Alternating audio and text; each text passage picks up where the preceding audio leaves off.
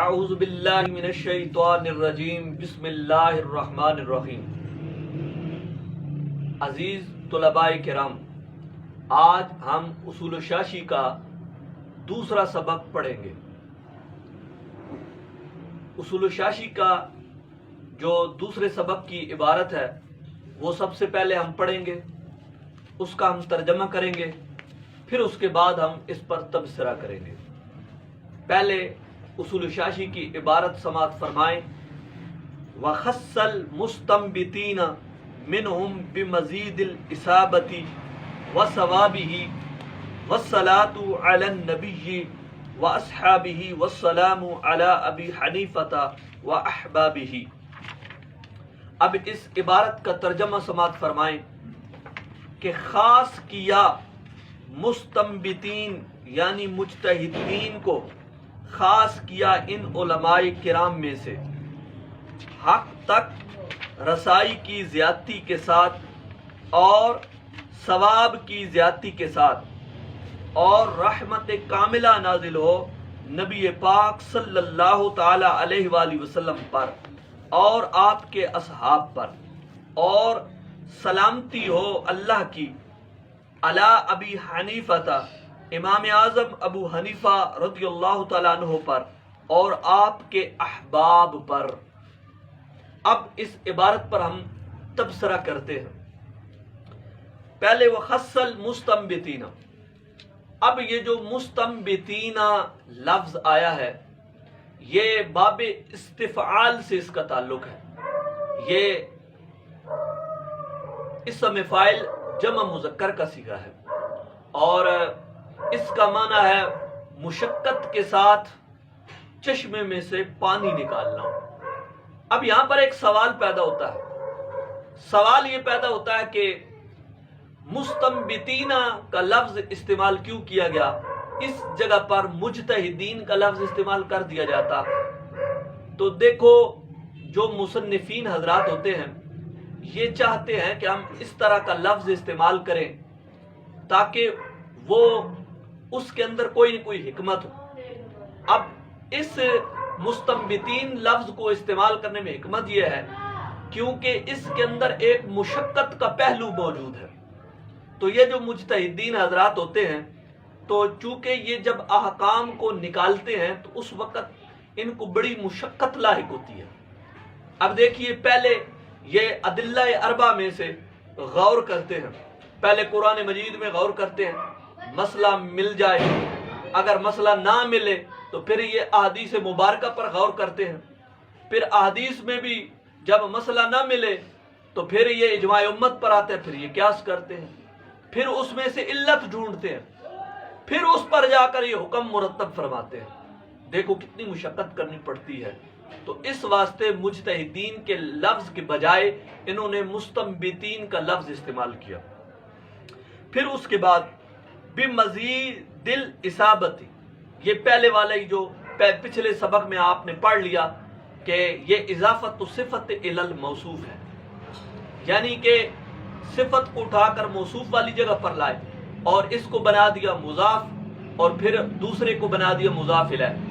اب اس پر وہی اعتراض ہوتا ہے جو پہلے میں اس پہ کافی وضاحت کے ساتھ بیان کر چکا ہوں۔ اس میں اب یہ ایک اعتراض کہ اب یہ صفت جو ہے اس کے اندر تو وصفیت ہے، یہ معرفہ کا درجہ رکھتی ہے، تو یہ جناب مضاف کیسے بن گیا؟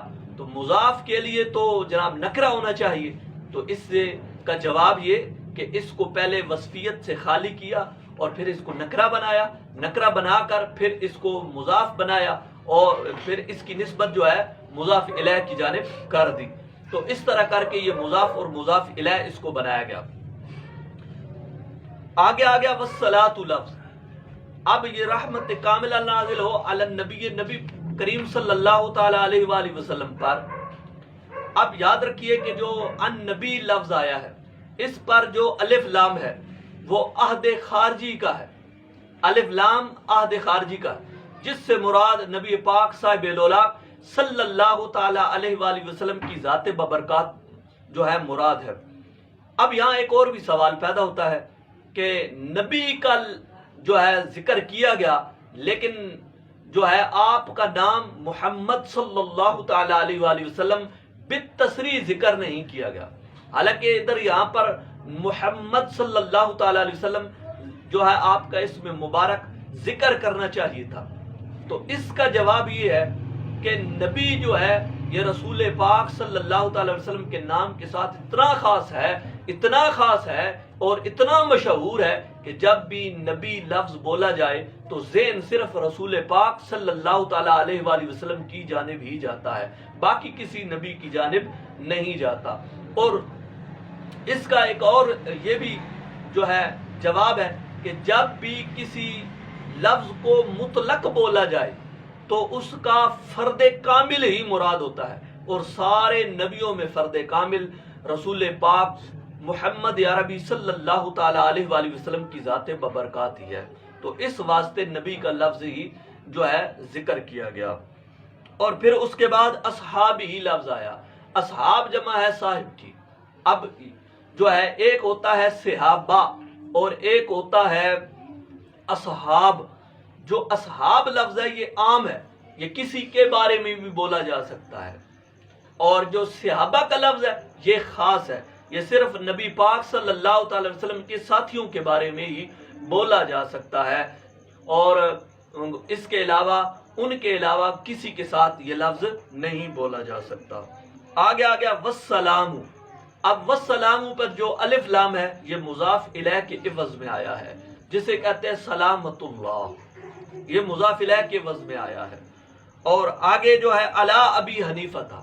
اب یہاں پر یہ مسئلہ بڑا قابل غور ہے کہ یہاں پر اب یہ سلام جو ہے انہوں نے امام اعظم ابو حنیفہ کی تصریح کر کے جو ہے ان پر سلام بھیجا ہے، تو آیا یہ جائز ہے یہ ناجائز؟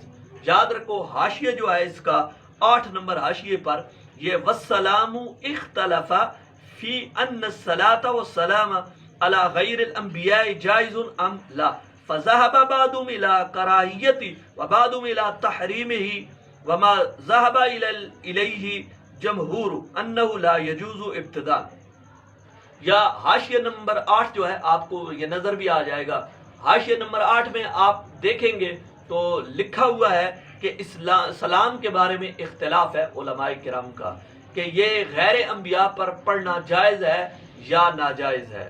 اب بعض علماء اس طرف گئے ہیں کہ وہ کہتے ہیں کہ یہ مکروہ ہے، بعض علماء کرام اس جانب گئے ہیں کہ وہ کہتے ہیں حرام ہے، بعض کہتے ہیں جائز ہے، بعض کہتے ہیں ناجائز ہے۔ تو اب یہاں پر سوال یہ ہے کہ مصنف علیہ رحمہ نے اس کو کیوں ذکر کیا؟ علی ابی حنیفہ تھا جو ہے آپ کا نام ذکر کر کے کیوں ذکر کیا؟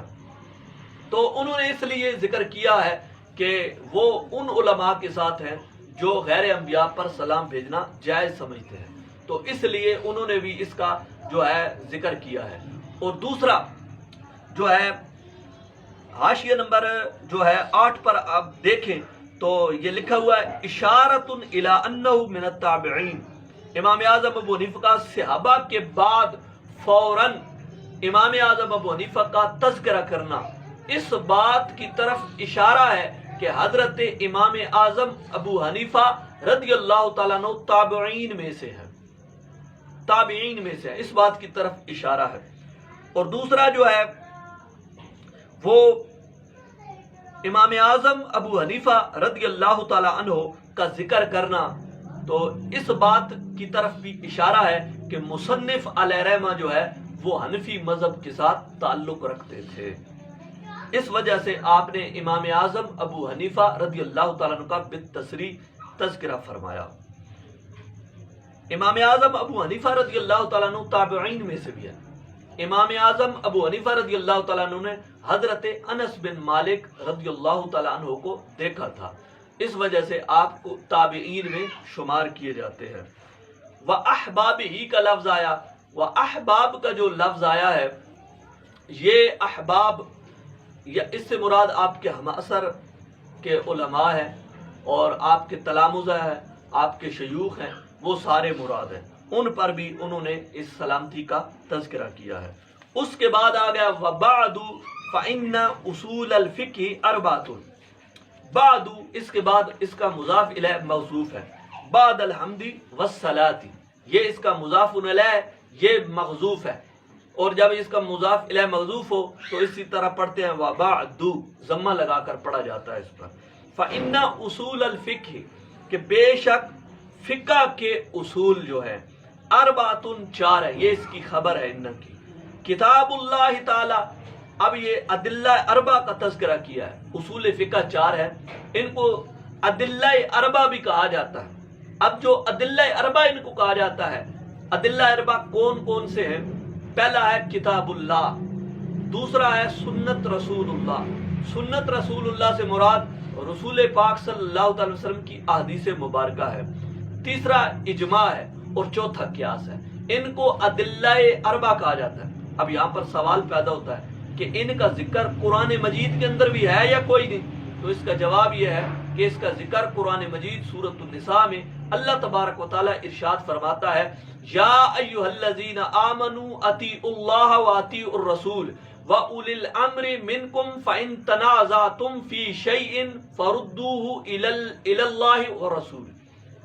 تو اب قرآن مجید کی اس آیت میں ادلہ اربع کا تذکرہ کیا گیا ہے۔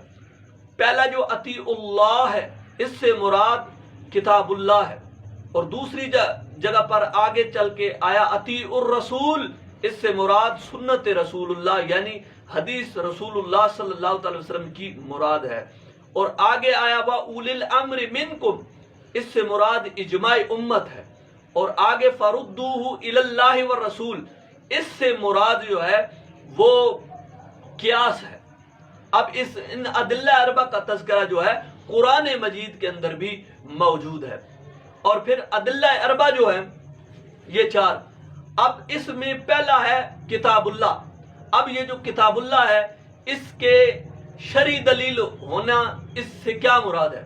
تو قرآن مجید کی شرعی دلیل ہونے سے مراد یہ ہے کہ قرآن مجید کی 500 آیات یہ ہوتا ہے، اور سنت رسول اللہ یعنی حدیث پاک کی شرعی دلیل ہونے سے مراد کیا ہے کہ احادیث میں سے 3000 احادیثیں جن سے احکام مستنبط کیے جاتے ہیں، جن سے احکام نکالے جاتے ہیں۔ اور پھر اجماع کی شرعی دلیل ہونے سے کیا مراد ہے؟ اجماع کے شرعی دلیل ہونے سے مراد یہ ہے کہ نبی پاک صلی اللہ تعالی وسلم کی جو امت ہے، امت محمدیہ کے مجتہدین مراد ہے۔ اور قیاس کی شرعی ہونے کی دلیل ہونے کی سے کیا مراد ہے؟ اس سے مراد ہے کہ جو کتاب اللہ، سنت رسول اللہ اور اجماع امت سے جو مسئلہ مستنبط ہو۔ اس لیے قیاس کو جو ہے وہ مظہر حکم کہا جاتا ہے، مثبت حکم نہیں کہا جاتا، کیونکہ اس سے حکم کو کیا کرتے ہیں؟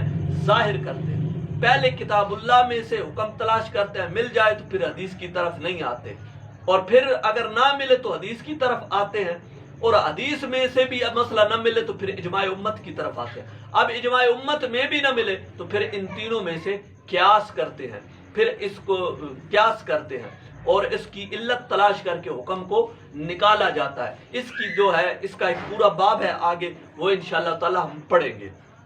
اب یہاں پر اس کی تصریح آپ سماعت فرما لیں کہ بے شک فقہ کے اصول اربعۃ، چار ہے۔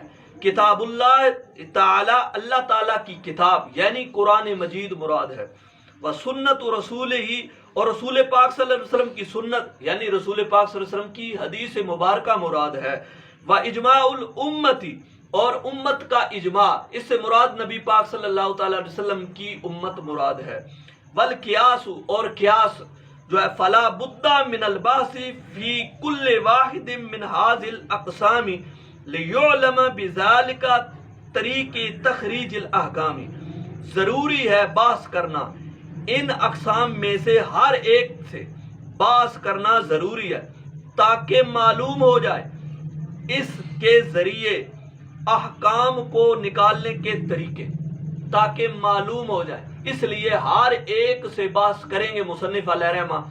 کل سے انشاءاللہ العزیز جب ہم سبق اگلا پڑھیں گے تو البحث الاول جو کتاب اللہ کے بارے میں ہے اس کے بارے میں پڑھیں گے۔ اللہ تبارک و تعالی ہم کو سمجھنے کی توفیق عطا فرمائے۔ وآخر دعوانا الحمدللہ رب العالمین۔